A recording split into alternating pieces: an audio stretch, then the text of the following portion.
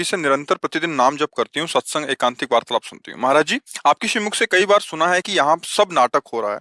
नाटक में कमी मत छोड़ना। कभी-कभी नाटक करते-करते मन इतना भारी हो जाता है कि शिव भारी जी हो के जाता है क्योंकि आप नाटक को नाटक न मान के सत्य मान लेते हैं। किसका है? हाँ, आप नाटक को सत्य मान लेते हैं। आप अपने को स्त्री माने हुए हैं, तो आप नाटक नहीं कर रहे हैं। आप स्त्री का नाटक नहीं कर रहे, आप सच्ची में स्त्री हैं। आप अपने को पत्नी माने हुए हैं, पत्नी का नाटक करना था, लेकिन आप सच्ची में पत्नी हो गई, तो आपको भारी तो पड़ ही जाएगा फिर। देखो, जब कोई नौटंकी नाटक में जाता है तो उसको पता होता है मैं ये नहीं हूं, मैं थोड़ी देर के लिए राजा बनूंगा और ये थोड़ी देर के लिए रानी बनेगा। ना कोई राजा है ना कोई रानी है, नाटक मंच पर है।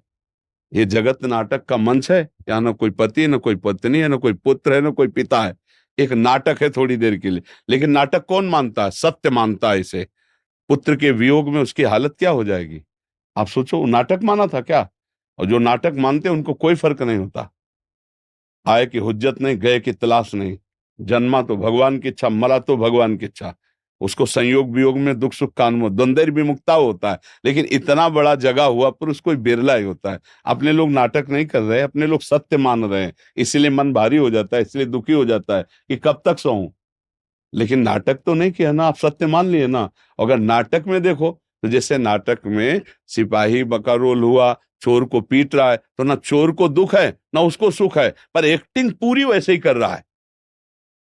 यहां हम सत्य मान लिए अपने को शरीर, सत्य मान लिए अपने संबंध, तो अब हमारा मन भारी तो हो ही जाएगा, क्योंकि सत्य मान लिया ना। और वहां नाटक नाटक दोनों बाद में एक हाथ मिलाएंगे।